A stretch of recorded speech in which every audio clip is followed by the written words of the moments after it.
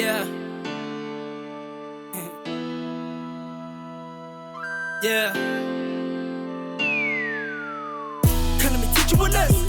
Come let me teach you a lesson. Label line with the tweets. Follow me back to my nest.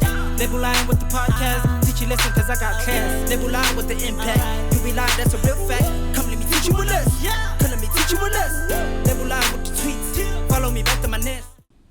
Welcome to the Label Lion Show, the biggest marketing, mindset, and entrepreneurship show on the African continent. As usual, you guys know that I'm excited about my guests because they're usually phenomenal women who are doing incredible things in their lives. And what I love about them is they're doing it authentically. They're being true to themselves. This particular guest, though, is somebody who just blows me away with her work ethic, with her determination, and how she's not easily swayed by people's opinions or people's requirements of her. She is who I want to be when I grow up because she's got that mental strength and the mindset that all of us are seeking when we watch motivational videos and all of these things. This lady, just meeting her, getting to know her, she's got it. She's got it. Mapalo, welcome to the Label Lion Show. Level, thank you so much. That introduction was very powerful. And to tell you the truth, I never consider myself like your own words. Yeah. But I know that I am those things. And I think for me, it stems from having a solid foundation in my family. When I speak about success or speak about anything else that I find valuable, I always talk about my family.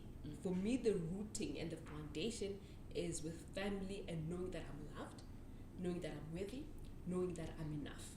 So it's much easier for me not to be swayed, for me not to think success is what I see on social media or on Instagram, because I know the foundation is love. The foundation is family, more than anything. The foundation is love. Yeah. Wow, that is profound. You know, I listen to a lot of Oprah, Yanla Van Zandt. I'm that girl. And they're mindset queens. For me, they are mindset queens. They're teaching people how to live outside of who they are told they are, their qualifications, all the material external things. And it's about who are you inside, you know? And you said that perfectly where you said, for you, you're rooted in love. The foundation is love. And for people who don't know you at home, what we like to do on the show is to ask our guests to tell us who they are in their own words, from their own perspective. So please tell us, who is Mapalo Makhu? So Mapalo Makhu is a personal finance columnist, a financial coach. I talk about money. Let's stop with the titles. I talk about money. I help women feel confident when it comes to making decisions around money, because I often found when I used to work in the financial services industry that women would come to me after a presentation. We've done a presentation, we are done. We think, okay, case closed. Women would come to me and say, but almost whisper, what did you mean by the fund? So for me, it told me that perhaps women want to be spoken to about personal finance or money in a different way, in a way that is not intimidating, in a way that does not make them feel like they are stupid, if you want to call it that. Oftentimes, when it comes to personal finance, it is so intimidating. There's so much jargon. So for me, I wanted to start a blog. It literally started out as a blog where I wanted to teach women to be confident when it comes to making money decisions. I wanted to teach women that actually this thing is not it's not that hard. It's easy. There are a couple of things or foundational things that you need to know when it comes to personal finance, and actually you'll be all right. So Mapalo Makhu, I love teaching women specifically about personal finance and helping them to feel very confident in their financial decisions. No matter where you are in life, you might just be finishing varsity, you might be in your 50s. I have clients who are in their 50s, 60s who come to me and say, hey, I never figured this thing out. How do I do it? But not looking down on people, not, cursing people almost, or saying, hey, you know what, you should have figured this thing out a long time ago. But taking them through the journey and saying, hey, you know what, you can figure it out just like anyone else. I love what you said there about talking to women in a way that they understand, you know? And when I look at your social media pages, I'm like intimidated. I'm like, this lady, and it's not even, I don't mean it in a bad way. I just mean that it looks like you've got it together. Like when I look at it, I'm like, oh my gosh, she's got it together. Personal finance expert. She just seems so together, right? And for people who are looking at your page or who might know a little bit about you from your social media, what is it that they don't get to see when they're looking at your page? Ooh. Why are you asking that question? There's a whole lot that people don't get to see. Yeah. Because remember, with social media, it's all curated. It's what is it that I want people to perceive? What is it that I want people to know about me, right? It just gave birth to a baby boy. He's about to turn 4 months. My life is a little bit chaotic right now. You know, I have been trying to get an appointment to do my nails for the past 2 weeks. I haven't been able to do that. I know that struggle. Okay. So it might look put together. You know what? I actually don't think my page is one of the most put together stuff. For me, I always say that my knowledge is key more than anything. Like today, I was telling you, Lebo, that I don't know what we're going to talk about. And my life has just been like a bit of a roller coaster in the past couple of weeks. But I was like, you know what? If we're going to talk about personal finance, then I know my stuff. I know my stuff, and I'm confident about that, and I know that I will deliver. Full stop. So I was not worried about that, right? So in terms of looking like I've got it together, I don't think anyone has it together. I think we're all doing our best every single day to try show up, you know, try and do our best and try and deliver to our clients. For me, the most important thing is I need to show up professional to my clients. If I've said I'm going to do something with a client, I know I need to deliver it, regardless of what is going on, right? And I pride myself in being professional. I pride myself in delivering. I pride myself in knowing my stuff. You know, I do a lot of research. I read a lot. I will spend time just going on a topic because I know if someone has hired me to do a job, if I'm talking about pension funds, for example, I need to know the latest stuff. I need to know what happened in the white paper, for example. But knowing your stuff and putting in the work, and I think sometimes this is what's lacking in our generation. You know, we look at people and we think, oh goodness, you know, it looks so wonderful. Everything's made. Yeah. But there's actually quite a lot of work that happens in the background, you know, besides social media. So you need to put in the work. You need to do your research. You need to deliver at the end of the day, right? You can look as pretty as you want to be. You can sound amazing as you want to be. But if you do not deliver to clients, then they are not going to be repeating clients. And for me, that is the most valuable business. And I was telling someone earlier today, I was like, actually, I have quite a lot of repeat business from my clients because they see the value in what I do, right? So it might look like it's pretty. For me, I actually don't think it's that pretty. You know, I don't have, you know, I think with Instagram especially, people have like a neutral grid. They have, you know, it's all, it looks very amazing. And I'm like, I just show up. Yeah. I'm like, okay, what do people need to know about today? Do they need to know about interest rates? Do they need to know about pension funds? Do they need to know, like, I will talk about what I think people want to hear about or what people have asked me to talk about on that day, and I know that it is important to them. So I don't care so much about looking like I'm put together. I don't care so much about looking like, you know, my grid is perfect. Yeah. You know, perhaps I would have more followers if I did things that way. But for me, what is the value that people get out of me? And also, Lebo, I will say this, I don't get my business, most of my business does not come from social media. Most of my business comes from clients who are corporates and say, come do training for us, come do training for our graduates. And I do that.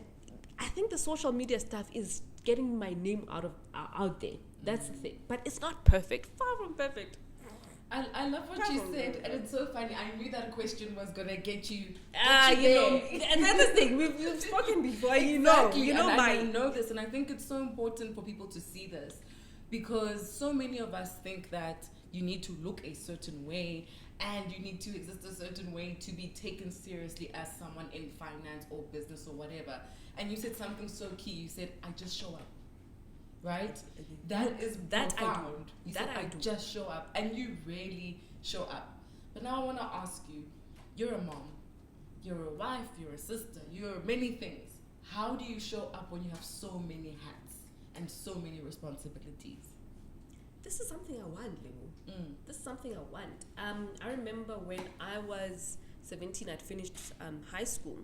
My parents couldn't take me to varsity the following year because I had 2 other siblings who were in varsity. And as black parents and middle class, I knew for sure that I was not going to be able to go to varsity. So that year I took a gap year, if you want to call it that. I always say an involuntary gap year. Then I started reading everything, right? In that year, when I started reading even things that I was not used to reading, I never read about personal finance, I never read about business, I never read about economics. But that was the year, funny enough, that I started reading about these things. And I said to myself, this is what I'm going to do for a living. I was 18 years old and I was like, this is what I'm going to do for a living. So you ask me many hats, blah, blah, blah, blah, all of those things. And I sometimes, I'm gonna bring this in, right? I know. That oftentimes women are asked these questions like, oh, you're a mother, you are this, you're a wife, you are, but with a man, like They you, don't ask them. they don't ask them those questions. Yes. I think also, perhaps it's for other women to say, okay, I want to be all of these things. How do I become this? Because it's overwhelming. It is overwhelming. But for me, I knew at the age of 18 that this is what I wanted for my life. I knew and I know this is what I want for my life. And as it is unfolding, I see the almost magic, if you can call it that. And I see my dreams, the dreams that I had when I was younger, the dreams that I had a year ago coming true. And I'm like, I want this even more. How can I improve my skill? How can I show up even more as myself? Because I think as you're starting out, and let's be honest, and I asked you this question when we were in East London. Yeah. How are you doing it that I see you showing up more as yourself? Because when you started on social media, It was tricky. It was tricky. I didn't It know is how tricky. to show up. I was Exactly. like, do I show this? What do I show? How do I allow other people to see me and see that I'm a professional first and foremost, but also see that there's all these aspects of me as a woman. Yes. So for me, number one, I know this is what I want. I know this is what I've been trying to pursue all my life, and I'm pursuing it, and I'm good at it. I'm bloody good at it, right? So how do I make sacrifices, right? It's about sacrifices, because I came here, we were supposed to do this yesterday, but I couldn't because of a family commitment. My baby boy had a high temperature and all sorts of things, and had to take care of that. But I called you early enough to say, Lebu, this is what's happening. Can we do it tomorrow, right? So you will stumble. You will feel like, oh my goodness, this is chaotic. Half the time I feel like things are chaotic, but I know that this is what I want to do. I know in my heart this is what I want to achieve, and I will work at it regardless of what is happening. And to be honest with my stakeholders, to be honest with my clients, to say, okay, today is not going to work out. I will definitely be able to do it tomorrow. But also that they know that when I deliver, or when they've asked me to do something, they know that I'm going to step in and I'm going to do what they've asked, and more and more. Yes. Right? Yeah. I think that's beautiful. And you guys, Mapalo genuinely shows up, and everything she's saying now, she's true to that. And it intimidates me sometimes, because I'm like, when I'm around you, I am forced to show up, as my authentic self, and that's actually one of the most challenging things to do, to be around somebody who challenges you to show up as yourself, and who will call you out and say, you're not doing the things right now, But I want to know, how did Mapalo become a personal finance, should we say expert? What do we call you? Personal finance voice? Yeah. How did you become this?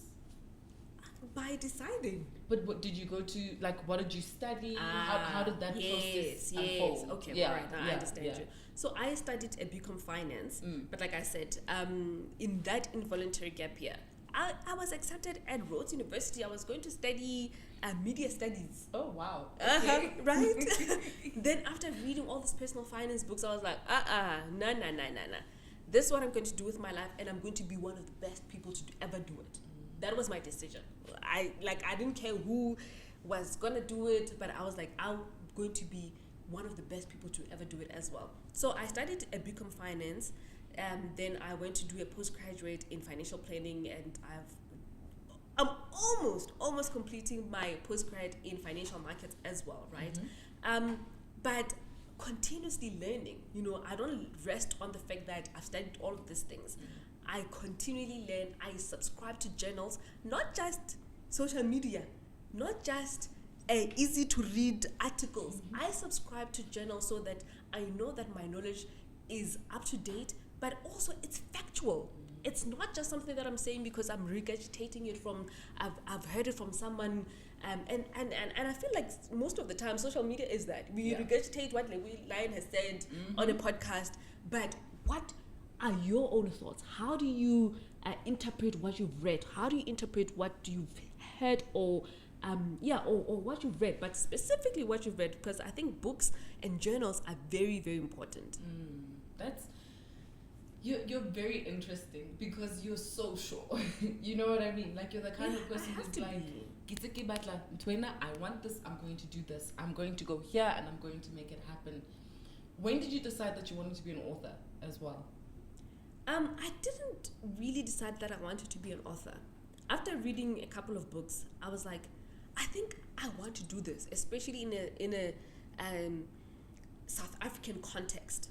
That when I was younger, now there's a little bit more books around personal finance in a South African context. But when we were growing up, you didn't have any of those. You had all these American authors. They were talking about IRA, Roth, what, all sorts of things.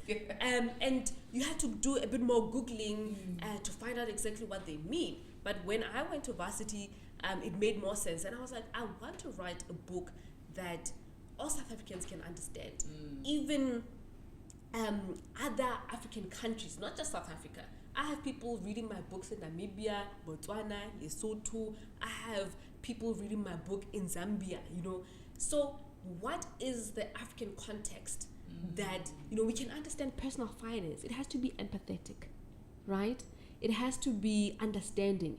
It has to be, I understand your situation. You do not come from a wealthy background.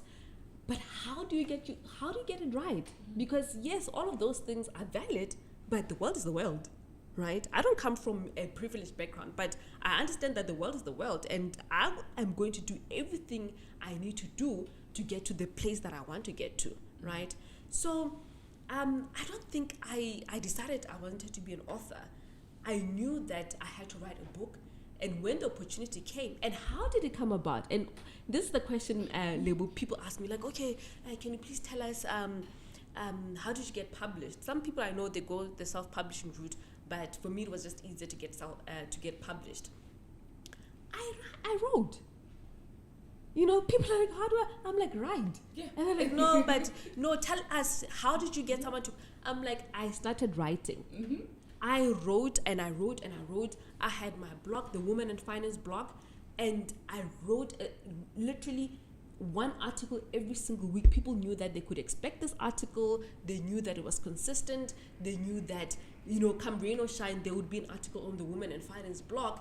And someone from Penguin Publishing House, the same publishing house, by the way, as Michelle Obama, I must say, I had to do that. I had to put it out there, right? Of course. The same publishing house said, hey, we've seen your writing and we like it, we like your style, and we think it's easy enough for anyone who wants to read, especially around personal finance, where it's not just male and white, especially in the context of South Africa, and we think that you're relatable. And I wrote the book, and it's been on the #1 best-selling books in the country for more than 56 weeks. Whoa! Congratulations! Yes. Thank you. For those of you who don't know Mapalo's book, it's called "You're Not Broke, You're Pre-Rich." Yes. What does that mean? Exactly that. What does it mean? Exactly How that. am I pre-rich? What is pre-rich? So actually, how the title came about, it wasn't anything that I came up with myself. It's one of those social media things where I saw a post one day and I was talking to a friend, and for me, I'm a very positive person. I call myself an eternal optimist. Regardless of what situation is happening in my life, I always try to see, you know what, things are going to get better. I'm always hopeful, and I think for me that is one of the most amazing traits about myself, that I'm always hopeful. Whenever there is hope, you will be okay, right? You will be okay, no matter what the situation is. And for me, the title was, I used to be broke. I used to be, and anyone who is young and upcoming, we have all been there, right? And if you're in Johannesburg, people act like, oh, no, I've never been broke. I'm like, no, please, I've been broke before. I know what it feels like to be broke, right? But for me, I never let it be my state of mind, or I never let it be like my state, right? I knew that this is temporary. I'm doing the right things. I'm putting in the work. I'm showing up. I'm reading. I'm knocking on doors. I am working, right? So I knew that it was not going to be my permanent situation. So yes, I might be a little bit broke right now. You know, I might be a little bit broke. Yeah. But it's not my natural state. You know, like I like nice things too much to be just like that. And I work too hard to just remain like that. So for me, it was like, okay, you're not broke. You're pre-rich. You are on your way there. You know, you're doing all the right things. You're putting in the work. As all the things I mentioned. Yeah. And one of the books that I love is called The Alchemist, right? I love it, right? And it says that when you do what you need to do, I'm paraphrasing here. The world or the universe conspires to work with you to achieve the things that you want. Yep. And for me, I've seen it in my life. The things that I've wanted, I've achieved. And even the things that I want now, I know for sure that I will achieve them, right? And it doesn't matter how long it takes me, but I know for sure in my heart. I know, like I'm not going to be shaken by labels saying, oh no, but you were not created at that speech. Yeah. Or you just know it. And the thing is, my family backs me up. My family believes in me. Like, as I said before, if you have a solid foundation in love, in family, then there is nothing you cannot achieve. I love that. It's an abundance mindset, isn't it? Yeah. Pre-rich. Yeah. You're abundant. Yeah. Everything you want is up there for Absolutely. you. And you can attain it. And also, anything and everything you want is here. Within you. Yes. Within you. So it's not out there hoping that you'll get it one day. It's within me. It's already within me. And what am I going to do to make sure that I bring it about? How do I make sure that it's more tangible? Yes. By being more of myself, by speaking my truth, by showing up, by learning, by for example, with me when it comes to personal finance, by making things easier for people to understand, right? Understanding your own mission before anything else. Because sometimes I ask myself, I'm like, okay, how am I actually going to achieve my goals? I need to learn more. I need to equip myself more. Then I know that the information that I give out to my tribe, as I call them, I know it's in bite size that they can understand it. I've equipped myself first, right? But I've done the work first. It just, wealth or becoming everything that you are doesn't happen by wishing or by trying to manifest it. You know, you manifest it because you've worked, and like we said, the universe conspires with you. I love that. So now I want to go into the meat of personal finance. I want to talk about what you do. Yes. What is personal finance? I have to confess and say that I honestly didn't know what it was until about 3 years ago. And I'm somebody who's been working for herself. And I just used to think, okay, you must find a way to make your money work for you, put it together. But like all the terms are so intimidating.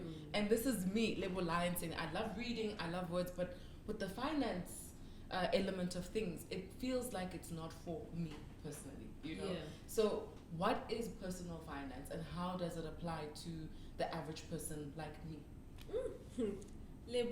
I will tell you this. Personal finance is personal. And I was saying earlier, because I was doing a live session with one of my clients, that whether you are an engineer, whether you own your own business, an entrepreneur, whether you are a nurse, whether you're a teacher, I don't care what profession you are in, personal finance or money is one thing we all have in common. In this room here, personal finance is the one thing we have in common, and money is one thing that we all have to deal with. And there are very few basic things when it comes to personal finance that we all deal with. It is you have to budget, you have to save for something, you deal with credit, you deal with investment, or not, But these are all the things, all of us, regardless of what career you're in, that we all have to deal with. And if we have to deal with these things, it means that you need to learn how to play the game. Because it's the game, right? Because there are a set of rules that have been set by the financial services industry. If you do not know these rules, then you will suffer. Like, that's the bottom line when it comes to personal finance. Yes, I can talk about, the nice things, but there are a set of rules that we need to follow, and if you do not follow those, you will be in financial pain. So you're saying personal finance is personal because we all have to deal with money. Money makes the things happen. Everything that we have is because we made money and we used it to procure whatever we want to get. I mean, for us to be here, it cost you money, didn't it? It did. This cost you money. All of this cost you money. So why are we normally afraid to talk about money? Because we feel intimidated by it. We feel like, goodness, it's not an area I want to talk about. And also, for the most part, it's a bit of a taboo. We grow up our parents not talking about money because their parents didn't talk about money. So it's like a vicious cycle. Then they don't talk to us about money. Varsities or high schools or any type of school does not teach financial literacy, so we end up not talking about it, and we end up not knowing about it, and we think that by the virtue of adulting we must know how it works, and it doesn't work like that. Yes, it absolutely does not work like that. So oftentimes people learn through their mistakes, and very, very, very harsh mistakes, I must tell you, most of the time when it comes to personal finance. So for me, I always say the best thing you can do for yourself is learn from the time that you start working. What is a budget? What is a credit score? What is saving? What is investing? How do I borrow money responsibly? And all of those things, they will put you way more ahead. And I will tell you this, Lepo, that sometimes I think for me, it makes me strong also because of the work that I do, that I see people on Instagram, I see people on social media who are seemingly doing well, but I know that it does not equate to having control of your personal finances. Yes. Okay? Yes. And for me, that is the biggest thing. That, yes, you are doing well, you're getting all this collaborations, and you're getting all this business if you are an entrepreneur for sure, but how well you handle your finances tells me how well you sleep at night. Yes. Oh my gosh, that's literally it. Yeah. Because having money doesn't mean you get to keep it. No. It doesn't mean you have the mindset to keep it. No. I know in your book you talk about almost money archetypes, so the different personalities that exist and how they see money. Can we go through that? Because I think that's really cool and important for people to understand. Yeah. First of all, I would like to say, knowing your money personality, I think for me is a game changer. Yeah. Right? For me personally, as a personal finance expert, I know I'm not great with money. Yes. I know that I'm a spender. I love spending. And I have a couple of areas where I love spending. It's not everything. I don't like spending on clothes. I'm not a big fan. I'm not, skin, makeup, all of those things I don't spend on. But holiday, look, I will outspend you on a holiday. Look, I will outspend you any day, right? Yeah. And for me, it's important to know your money personality, if you want to call it that, because it tells you, are you a spender? I know I'm a spender, especially when it comes to holidays. Then you put things in place and you mitigate against your own weaknesses, right? And say, I know I'm a spender. I know that I'm going to blow money. I know I'm going to be like, let's YOLO. I work too hard. I'm going to forget about a budget when I'm on holiday. I am that person. I'm definitely that person. Yeah. So how do I mitigate against my own weaknesses? That's the whole thing of knowing your money personality. Then you have people who save. People never want to spend anything. They're very prudent, But also for me, I believe that money and making a living is there to enjoy. So how do you put in place things that okay, here I feel comfortable, here I feel safe? Because most of the time people who save a lot, people are afraid to spend. It's about safety for them, right?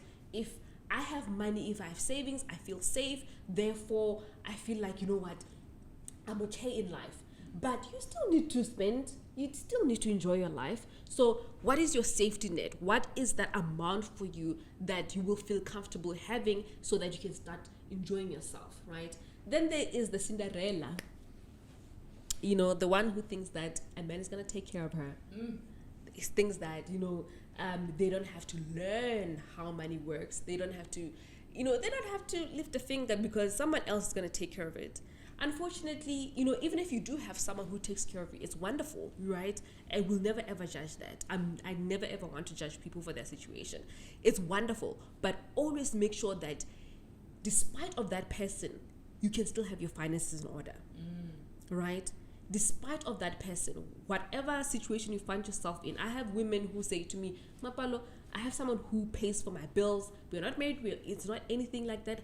They pay for my bills. They do this and they do this. I actually have quite a lot of money, and then they spend it on weird things. Yeah. I didn't want to say that, but it's weird things. It's weird things, right? So for me, I always say, have a plan. Have a plan. Even when you have someone who takes care of you, have a plan. If this person was no longer there, what's going to happen to you and your finances? Have a plan, sis. That's all I'm asking for. Have a plan, because you know that it's going to leave you in a better off place with or without that person in your life, right? So that's the Cinderella.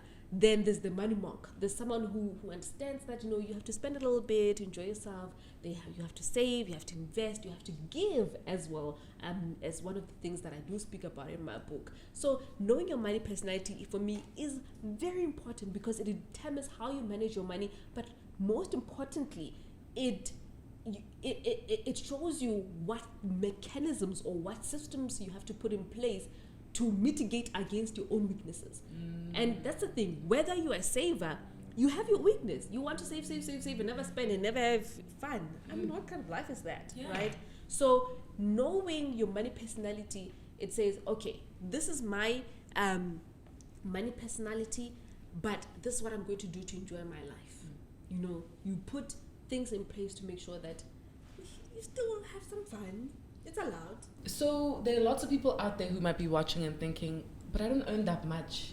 How much should I be earning before I can start budgeting and saving and doing all of those things? Is there a minimum amount, or do you start anytime, anywhere? The thing about personal finance is that it's all about habits, right? It's not about so much about how much you earn. Like I said, I've seen or I've been in contact with people who make 3 million a year. Some people make 5 million a year, and they're broke. So for me, I don't get fazed about how much money you make, right?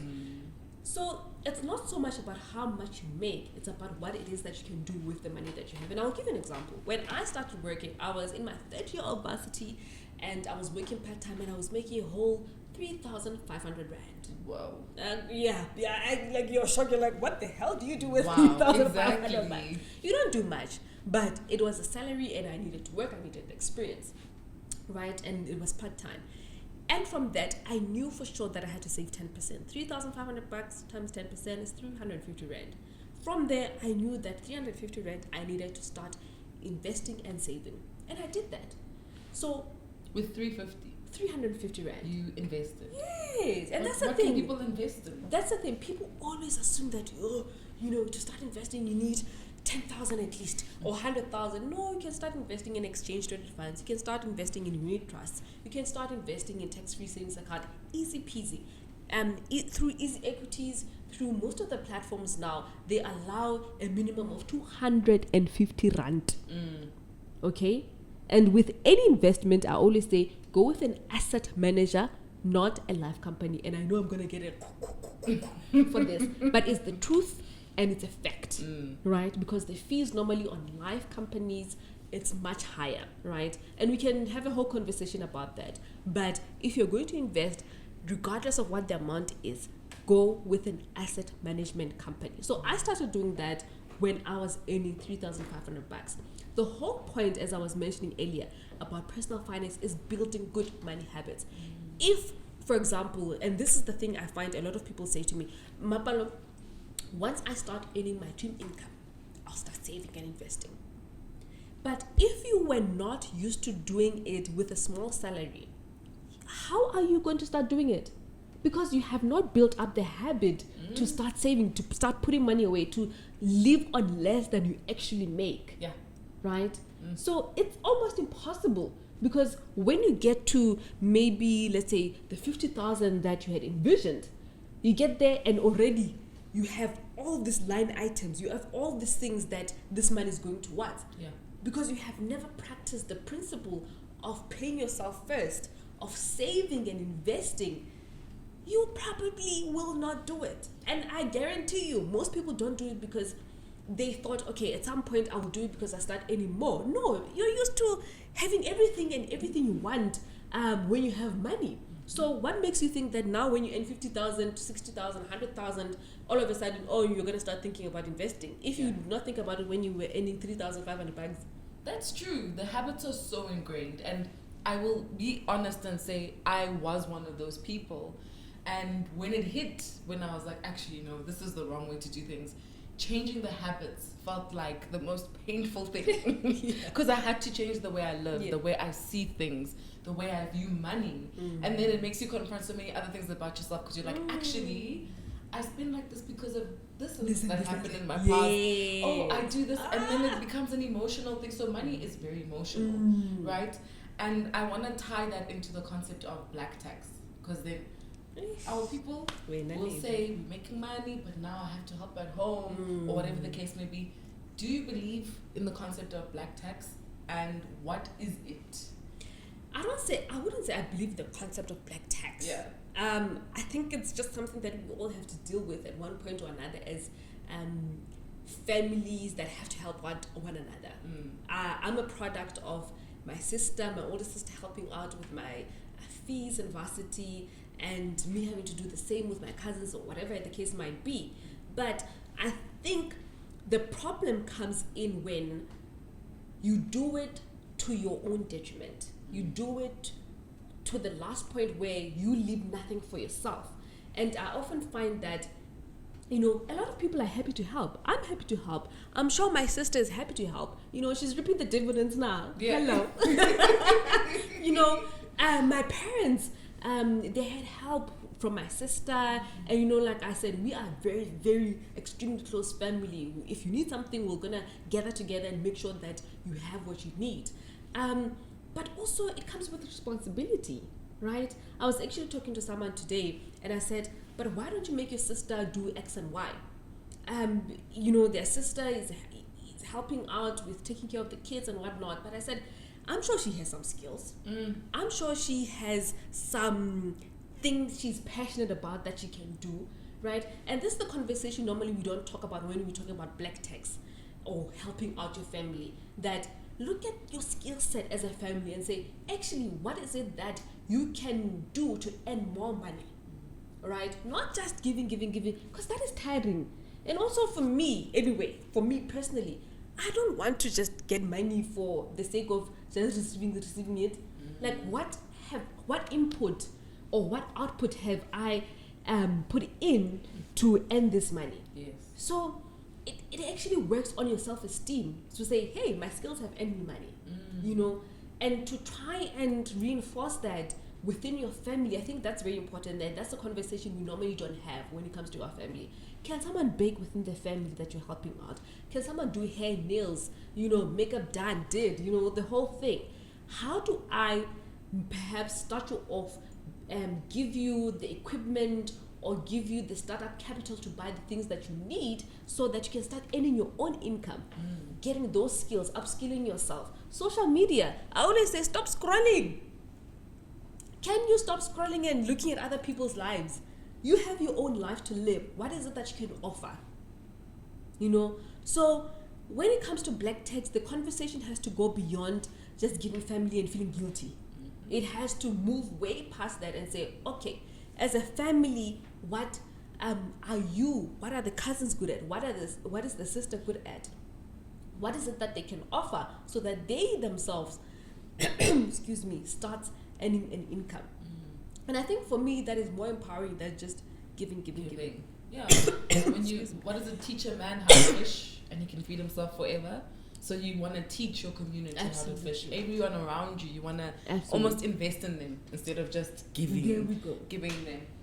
Okay, so I'm sitting at home once again and I'm watching Mapalo and Lebo and I'm thinking, I need to get my finances right. So the first thing I'm going to do is obviously buy your book.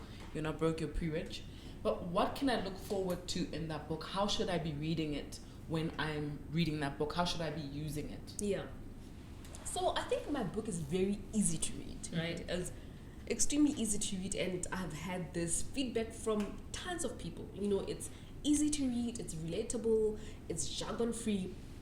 So the way I wrote this book is that regardless of where you are in your financial journey, so some people will say, I've done the whole budgeting thing, I've cleared my debt, now I want to learn how to start investing. You can skip right through everything else and go straight to investing. Or if you are a beginner and you're like, I do not know how this thing works, you can go to budgeting and say, okay, let me start with my budget, because actually that's the cornerstone of a healthy financial life. That's where it all begins. Okay, do your budget. It's boring as it sounds, and I always say this, as boring as it sounds, like nobody wants to budget, but you have to. Yeah. Because it's basically saying, okay, this is where I want my money to go. Saying I'm in control and I'm going to control where my money goes. That's what budgeting is. It's nothing oppressive. It's nothing. And I always say this, Lebo, that a lot of the times we lie to ourselves about budgeting. People say I budget. I'm like, no, you're lying. You are lying. Stop lying. You just think about it. You just think about it. You have mental notes of where your money goes. Actually have it on a spreadsheet. Actually have it written down somewhere, or on an app somewhere where you can see exactly what you've done with your money, right? And that's the whole thing with budgeting. It's giving yourself power over your money, right? It's saying, I have power over my money. This is where my money is going because I have chosen it to go here. Not spending mindlessly. And for me, when it comes to personal finance, it's more than just about money. It's about consciousness. It's about who you are. It's about what you believe. It's about your belief system. It's about how you grew up. It's about the goals that you do have. And I know you mentioned it briefly, and I know it's a whole other conversation, but psychologists call it operating from an internal locus of control or operating from an external locus of control. Internal locus of control, and I think I operate from this, is that I know that I'm worthy, I know that I'm enough, whether I have all those things that the world says I need to have for me to be put on a pedestal or not, right? Then an external locus of control is that, oh goodness, if Lebo sees me driving this car, they're gonna think that I'm special. Yeah. If they see me living in this house, they're gonna think that, I've made it. If they see me talking a certain way, or they see me eating at a certain place, it's all external. But what about you? What are you actually going through? And money is very personal. It's about how you grew up. It's about the things that you observed growing up. It's about what you believe about yourself. Normally, how people handle money, it's all about what they believe about themselves, more than just the numbers, more than about their salary. It's about what I think of myself. If you think less of yourself, you might look like you're successful, but normally you can go to sleep peacefully at night. And that's a fact. And this is what I've seen and I've observed over the years. I've been in the industry since 2013, and it has not changed since then. Yes. I think what you're saying to me is money is energy. Yeah. And money is a mirror. And if you do not spend that energy wisely, it will show you the parts of you that are broken or the parts of you that need healing. Yes. You know, so it's a very profound thing, because then it makes it really, really imperative that you focus on your personal finance, that you focus on controlling that energy instead of it controlling you. This is what I'm hearing you say. Yeah, no, absolutely. That's deep. And like sometimes I will say this to you. I'm afraid to have those conversations because people are like, I know, but I'm having a tough time. I don't earn enough. And it looks like, you're just being too mystical. But the truth is, it is energy. It is energy. Regardless of what you earn, it always reflects what you think about yourself. If you think that you're not worthy, if you think that your only value is when you show or when you look like a certain way, then it will show you flames, because most of the time those people do not have peace. Most of the time those people are doing things because, on the outer it looks like it's great, but on the inside they know that they are having a really, really difficult time. And most people, and I don't care which walk of life you are, most people are having really, really difficult time when it comes to their finances. It looks good on the outside, but most of the time they don't have it together. And this I'm saying despite you are getting collaborations left, right and center. I don't care, you're getting business left, right and center. But how you're managing it all, a lot of the times people are spinning out of control because they themselves do not see their own value as a human besides the money. They think that the money makes them. And sometimes, like I said, I'm afraid to have these conversations because it sounds too in the cloud, man. Yeah. Like you're philosophizing. Like I'm philosophizing. But actually, money really is energy. Money is philosophy. Money is what you believe and see, how you see yourself. And a lot of the times people who have their money together, it's because they're comfortable with who they are. Most people are not comfortable with who they are. Most people are not. Guys, that's Mapalo for you. Every time she's on a stage or you're talking to her, this is what you're going to get, a very deep conversation about something that shouldn't be controlling your life, something that should be helping you build the life that you want to live, something that should be helping you attain peace, and not just something that, makes you fit into society's any narrative. It should be about creating your own. That's what money should be able to help you to do. And I think a lot of us need to start thinking about it that way. Mapalo, before we go, yes, because it's getting dark. I know. And it's time. It's always so sad because we have so much to say. Right? Like there's so much I actually want to go into about personal finance, but I think if people read your book, they'll get it all. Because absolutely, like you said, it's very easy to read, easy to understand. And guys, if you go on her Instagram, she does a lot of lives, she does a lot of carousels. Like there's so much information there. It literally supports all the content in your book. Absolutely. So it's a holistic experience. I really love that. What would you want to leave people with? Your advice about money, about life? People who are watching, what do you want to tell them? Yeah. It's so funny because every time I get asked this question, I'm always afraid to okay, should I go be myself or just do go. 5 tips, straight to the point. But today I'm not going to do that. Okay. And I'm going to be myself. Good.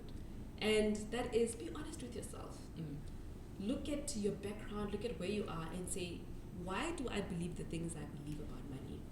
Right? Is it because I grew up not having enough and now I want to prove to people that I have enough? Be honest with yourself. The journey of financial success is not just one thing. It's about bring your whole self into this journey. It's about your whole wholesome self, and hopefully you're wholesome enough to realize that, yay man, there are some things that I need healing from, right? The way I grew up, I'm thankful that my parents were open enough to talk about money. But I know that perhaps there was some healing that I needed to do because I thought, I'm going to show them one day, right? I think also if you grow up with lack or with wanting more than you had, you always say, I'm going to show them one day. And for me, it's not about the cars and whatnot. It's about, I'm going to work the hardest. And, it's another thing that we'll talk about. But really be honest with yourself and say, where am I?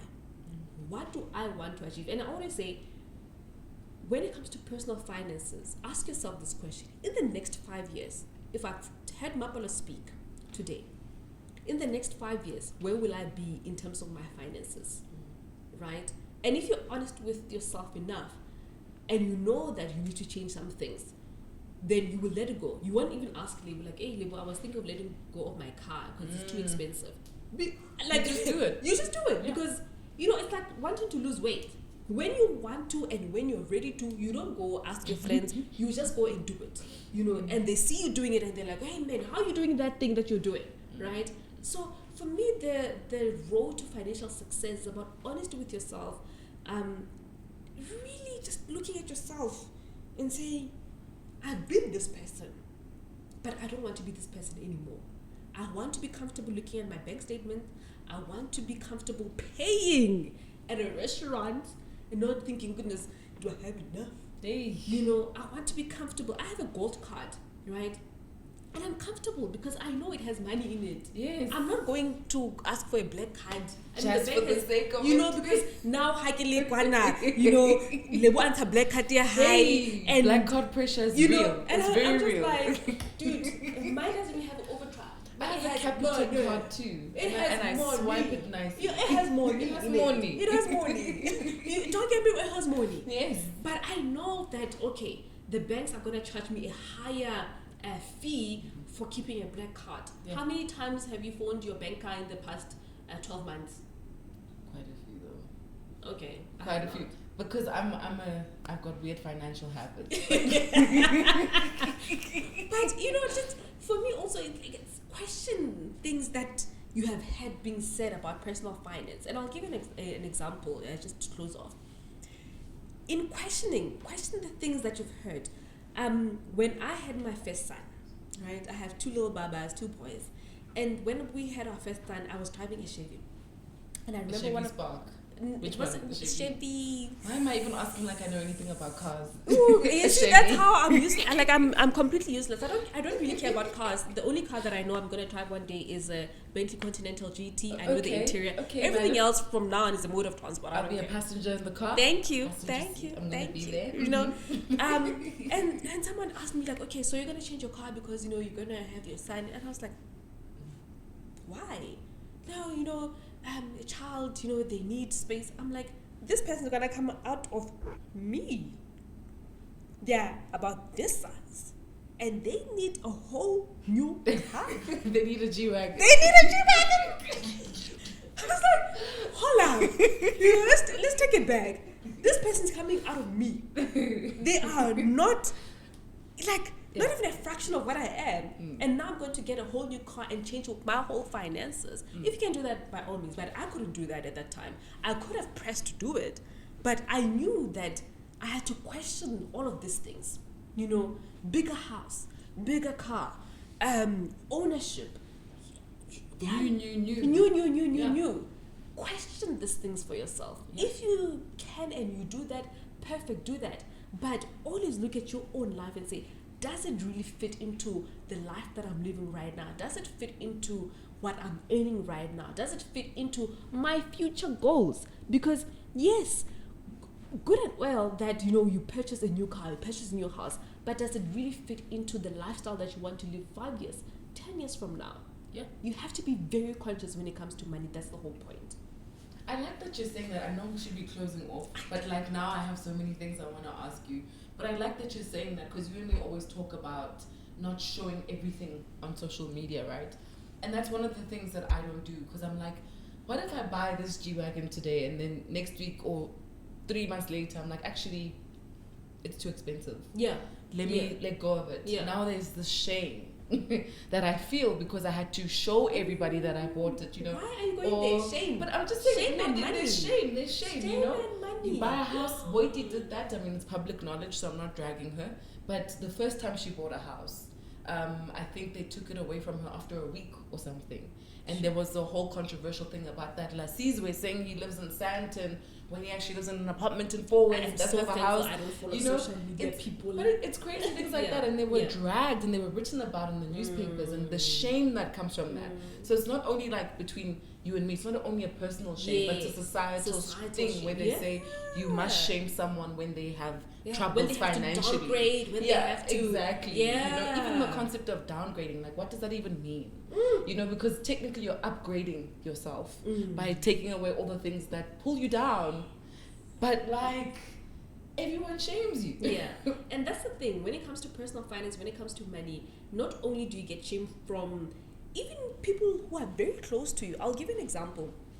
when I used to do consulting, I don't do one-on-one coaching anymore because it really does take a lot of time. But when I used to do it, I remember one client, she said, I'm reviewing all my finances and I know that I've been living way beyond my means and I'm downgrading so that, I can breathe finally. I can actually make good, sound financial decisions. And she says her mother shamed her. Yes. Her own mother shamed her for wanting to downgrade. It's like, hey, Mtana Sekaya, you've done everything. You've moved to a flat. Yes. You even want to downgrade to, your car. Like, no, what will people say?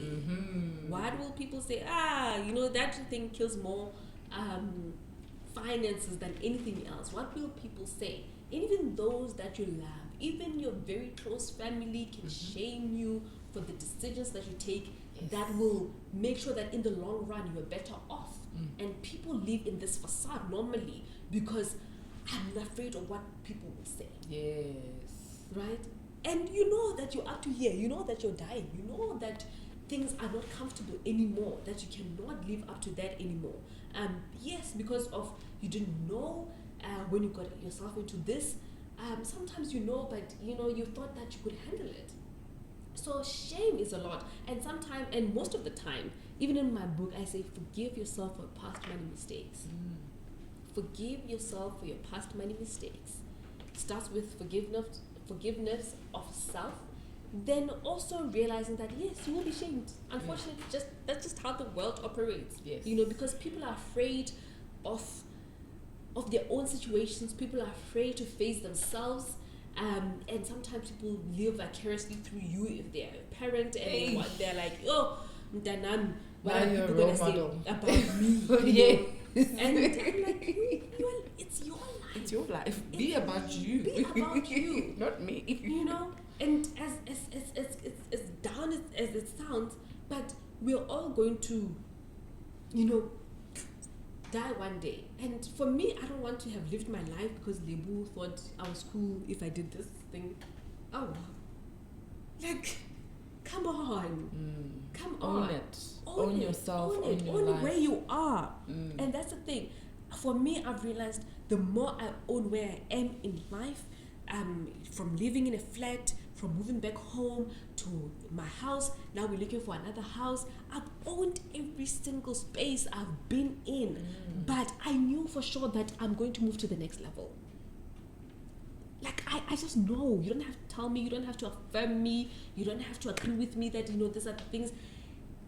Own where you are and say, this is where I am, but I'm working.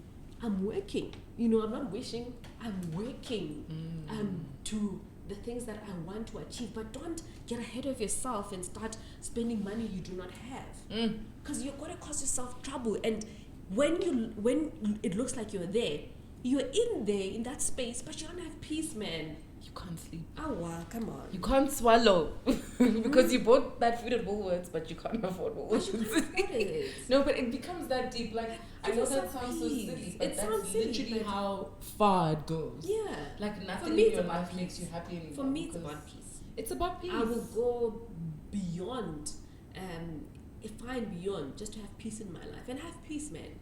I have so much damn peace. Wait, I like you because you have peace. I I like you because you have I've got peace.